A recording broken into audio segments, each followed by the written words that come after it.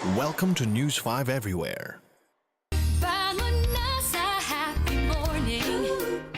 Happy Monday morning mga kapatid. Starting today, dadali namin kayo around Asia at buong linggo tayo po ay magluluto ng iba't ibang mga Asian recipe. At ang ating first stop, gaya nga ng sinabi natin kanina, the land of the rising sun, ang Japan. Tsak na mapapauwishi kayo, as in delicious ika nga in Japanese kapag natikman ninyo ang sikat na sikat nilang fried noodles, ang yakisoba. Nabalitaan ko, madalas ito hinahain nila kapag tanghalian and usually weekend kasi parang ito yung nagiging bonding time ng buong family sa kanila. So kuhanin nyo na ang ballpen at papel at eto na ang ating mga sangkap. Siyempre gagamit tayo ng mantika, meron tayong canned mushroom, at meron din tayong sibuyas, carrots, meron tayong spring onions, gagamit din tayo ng pork belly, meron tayong repolyo, yung ating yakisoba sauce at konting paminta at syempre yung ating pong yakisoba noodles. So ang gagawin lang natin unang-una ay piprituhin lang po muna natin ang ating karne.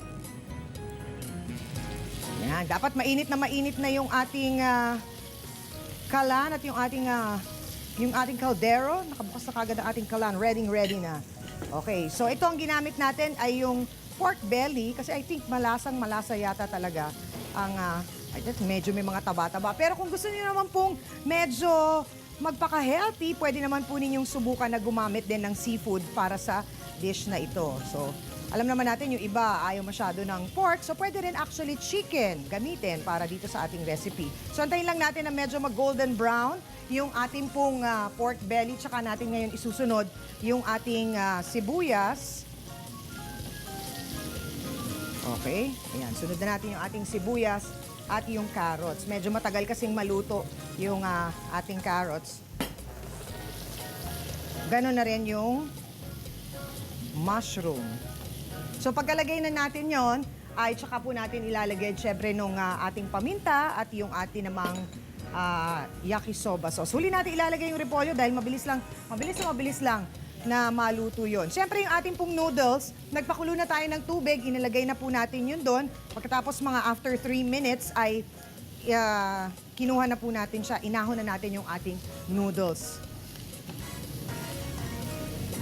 So mabilis na lang to kasi antayin lang natin na maluto muna yung gulay dahil nga yung noodles natin ay luto na. So mga Mars, kung hindi kayo masyado kumakain ng meat, gaya ng sinabi ko kanina, at gusto nyo medyo maging vegetarian ng dating, pwede nyo palitan ng seafood o kaya ay doon naman sa ayaw ng seafood, pwede rin ng vegetables lang. Para sa ating daily calorie check ng ating yakisoba, may 244 calories per serving. Pero don't worry mga kumare, laging paalala natin dito, chiki-chiki dance lang ang solusyon dyan. At 45 minutes lang ng paglilinis ng bahay, sigurado akong burn baby burn na ang mga calories na yan. So lalagay na natin yung ating repolyo.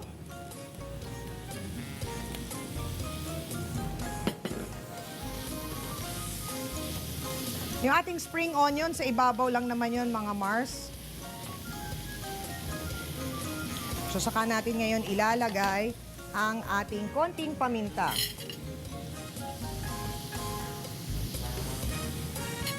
At yung ating sauce. Yung yakisoba sauce po, kung medyo mahirapan kayong maghanap nito, alam ko may ilang mga Japanese store dito tayo sa Metro Manila. Makakabili po kayo niyan para sa inyong sariling version ng yakisoba.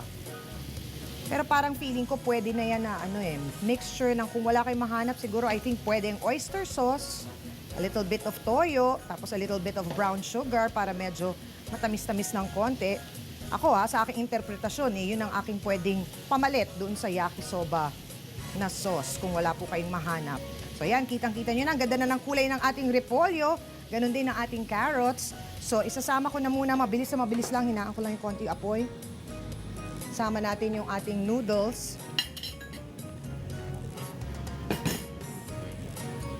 At eto na ang ating masarap na yakisoba for today. Para bigyan lang tayo ng iba pang mga health benefits ng yakisoba, makakasama natin ngayon si Miss Joy Ramos. Buen viaje, ang ating licensed nutritionist at dietitian. Hi, Miss Joy! Hi, How are good you? Good morning. morning. O pag-usapan natin itong ating yakisoba.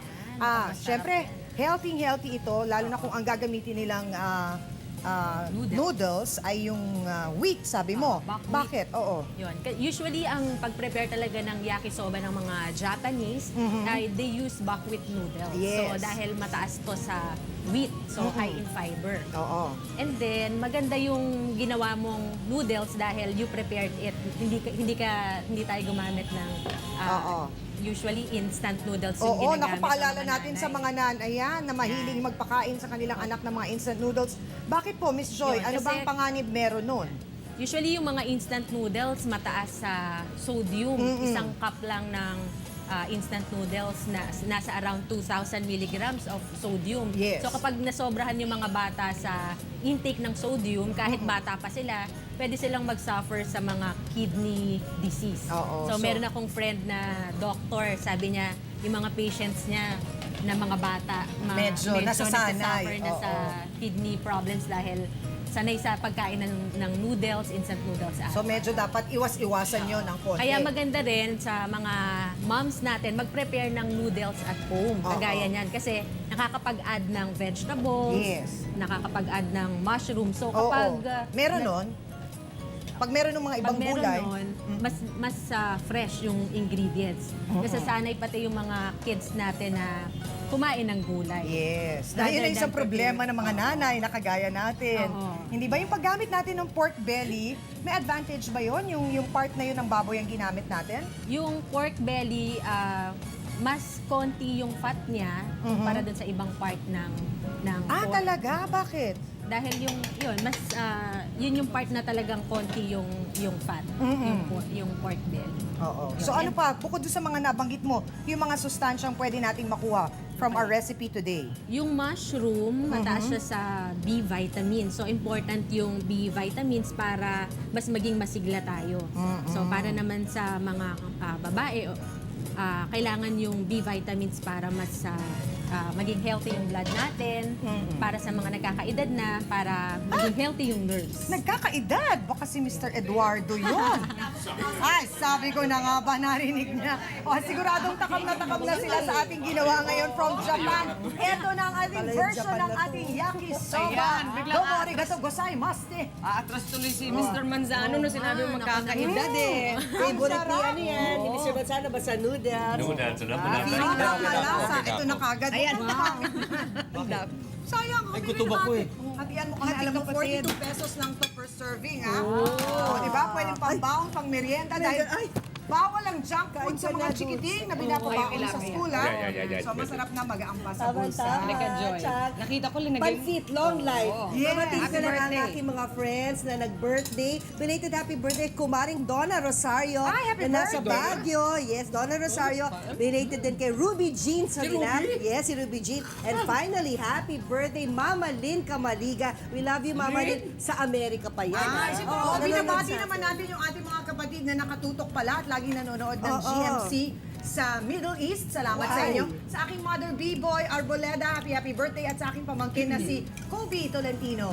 Happy birthday. Happy birthday. O mga Marsa, kung hindi nyo nakuha yung ating recipe na ginawa today, mag-log on lang kayo sa News 5 Everywhere at sa aming official fan page, ang Good Morning Club.